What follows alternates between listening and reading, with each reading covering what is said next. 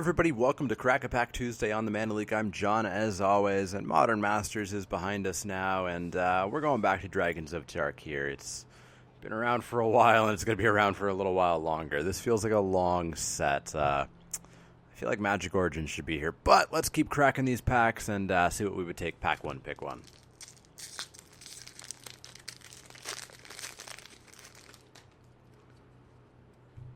Up first, we've got ourselves an Aven Tactician, 4 and a white for a Bird Soldier 2/3 flyer. When it enters the battlefield, you get to bolster 1. Totally fine. Generally goes in my white decks when I play them. Not remotely first pickable. Next up is Hand of Silumgar. This is arguably first pickable if you have a bad pack. It's a 1 and a black for a 2/1 Death Touch, Human Warrior. Just a solid role player. If you're playing black and you have this card in your pool, you need to be playing it. There's zero reason to not be playing it.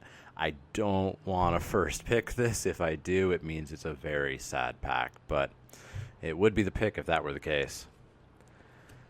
Next up, we've got Scream Reach Brawler, 2 and a red for a 2/3, but you can dash it for 2 if you want, for 1 and a red. Totally fine in the dash deck, which is a solid deck. Black-red, of course, is the deck to beat, and arguably solved-ish the format. And this guy fits in that deck. If you're not aggressive, though, he doesn't really do quite as well. If you're in any way grindy with red, this guy just doesn't do much. He's total filler at that point. But with a Warbringer, with an Ambuscade Shaman, this guy is crazy.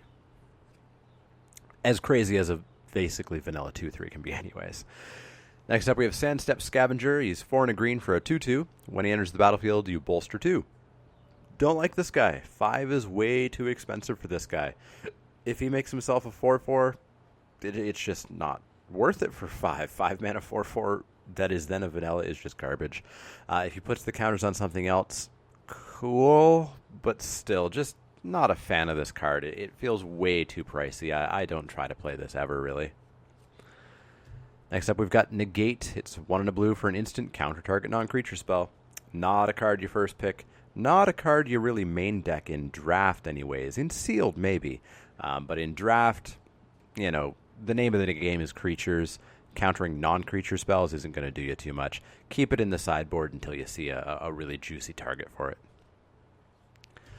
Next up is Reckless Imp. This is a 2 and a black creature imp 2/2 flyer. It can't block, and you can dash it for 2. I like this guy. He just does work for you in black decks. He gets in there early, in the air. There's very little that's going to be in the air blocking on turn 2 or 3 or 4 for that matter, usually, unless they got a good cheap flyer. This guy just gets damage through. It doesn't matter that he can't block because, you know, he goes in the super aggressive deck. I'm happy with him. I'm not going to first pick him ever. I can't imagine a pack where this would be the first pick. But I pick it relatively highly when I'm in black and there's not much else for me. You know, this stands right out above any of the other sort of filler cards. Next up, we've got Elusive Spellfist. This is a 1 and a blue for a 1/3. Whenever you cast a non-creature spell, it gets +1/+0 and can't be blocked until end of turn. You know, I see people play this a lot, and I think it's a trap.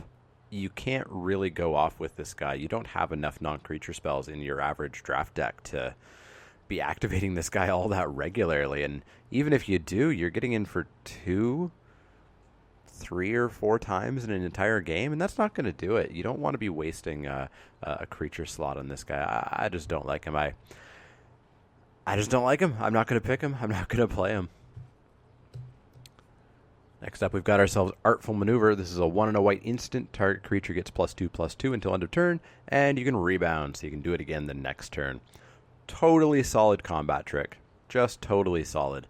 Not first pickable, not terribly highly pickable, but a solid combat trick. Next up, we've got Airy Bowmasters. This is a 2 green Hound Archer. It's a 3/4, so it's a 3/4 for 4. It's got reach, and it's got Megamorph, so you can pay 3 to make it a 2/2, and then later in the game you can pay 6, 5 and a green, to flip it up, and it gets a counter, so it becomes a 4/5. I like these guys. These guys are pretty solid to me. You need reachers. There is a fair number of flyers in your average good draft deck, and you know these guys stop almost all of them except for the super bombs. And if you've megamorphed these guys, they even stop some of the bombs. Yeah, these guys are just solid. They go in every green deck ever. I've seen people undervalue them a bit, and I have no idea why. You really shouldn't. I find these guys pretty solid. Next up is Vandalize.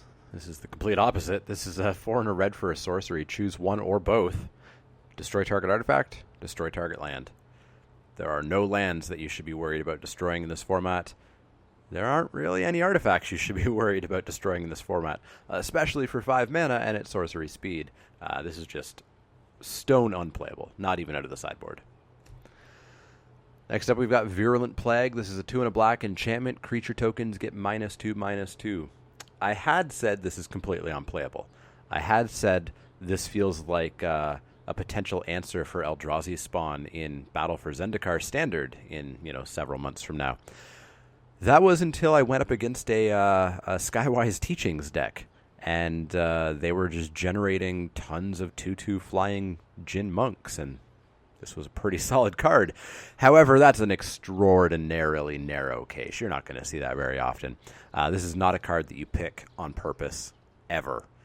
This is a last pick. This is the only black card in the entire pack, and there's nothing else that would ever make me consider any other colors kind of pick. And it sits in the sideboard all the time. The rare time that it becomes truly valuable, cherish those moments, because they're not going to happen very often. Here's a spicy one. We got Warbringer. I talked about this a little bit, about the dash deck. He's 3 and a red for an Orc Berserker. He's a 3/3. You can dash him in for 3, 2 and a red. More importantly, when he's on the battlefield, dash costs you pay cost 2 less. So that Screamreach Berserker is a single red to dash it out. That Restless Imp is a single black to dash it out. This guy totally builds the dash deck. He makes your dash creatures so cheap, you're going to be able to dash out 2 or 3 or 4 and just really start getting really aggressive with it. I love Warbringer. And hey, there's Skywise Teachings. I was just talking about it. It's a 3 and a blue enchantment. Whenever you cast a non-creature spell, you may pay 1 and a blue. If you do, put a 2/2 blue Djinn monk with flying onto the battlefield. Yeah, this is way too intensive for me. You have to be playing a whole bunch of non-creature spells. You have to pay 1 and a blue each time you play one to get the token out of it. I find it way too big of an investment. The deck that I did play against that was doing this really abused Rebound, because those Rebound spells are cast, and you get to pay the mana to generate a new one. And you have the mana because it's the start of your turn. You just untapped everything. But even with that, I think this is just too hard to pull off. More power to you if you want to try it. If you want to try the Skywise Teachings deck full of blue and white Rebound spells, go for it. But I don't think you're going to do too well. Our rare is Ojutai's Command. We've opened this one before. It's 2 white and a blue for an instant, and you choose 2. Return target creature card with converted mana cost 2 or less from your graveyard to the battlefield. You gain 4 life. Counter target creature spell. All right. Draw a card. Cool. I'm not a fan of Ojutai's Command in Limited anyways. Turn 4, the earliest you're going to be casting this, is still pretty late for you to be wasting a card on getting a 2-drop back. It needs to be an awesome 2-drop. Gaining 4 life is just not something I want to pay for ever or really care about. Countering target creature spell, that's pretty good, but you need to have both white and blue mana available. You need to have 4 mana up. You need to have a lot available in order to counter that creature spell. And drawing a card is just awesome. That's fantastic. I don't think I'd pay 4 for it, but tacking it on to countering a target creature spell, sure. Tacking it on to returning a 2-drop that's not going to do much for me, yeah, absolutely. I need some value on that probably meaningless 2-drop. Yeah, I'm just not a big fan of Ojutai's Command. I don't see it as being a good card in Limited. I see it as being a good card in Standard for sure. But, yeah, I think it's a trap. I think it's one of those cards that people will look at and they'll say, oh, I love this in Constructed. It must be just as awesome in Limited. And, they don't quite understand how different those two worlds are. So, yeah, not a big fan of Ojutai's Command. Did we get a foil? We did not. We got a swamp and a dragon. So our pick is easy. Really easy. I'm not even considering anything else in this pack. It's Warbringer for me. Black-red, already decidedly the best and easiest deck in the format to force. And Warbringer is just a total build around me card. You take this and then you just take dashers nonstop. If you're really lucky, you take an Ambuscade Shaman and you just go off. Just destroy your opponents. Super happy to see Warbringer there. Makes this a bit of an easy pack. Definitely let me know if you would have taken the Ojtai's Command or tried the Skywise Teachings deck, or what card you would have taken if it was the Warbringer or something else. As always, I love learning from you guys as much as I hope you guys love learning from me. As always, if you have any questions, comments, suggestions, let me know. You can find me on Twitter at TheManaLeek. That's L-E-E-K, like the vegetable, not the card. You can also find me on Facebook at facebook.com/TheManaLeek. You've already found me here on YouTube. If you like the videos, you should click those little thumbs up icons and let the world know and help my videos rise up through the ranks. And if you like my videos, you should also subscribe to my channel. There's a subscribe button below each video and one in the outro of each video.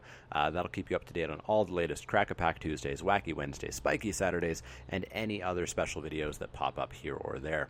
As always, if you have any questions, comments, suggestions, let me know. Otherwise, I'll see you all next time.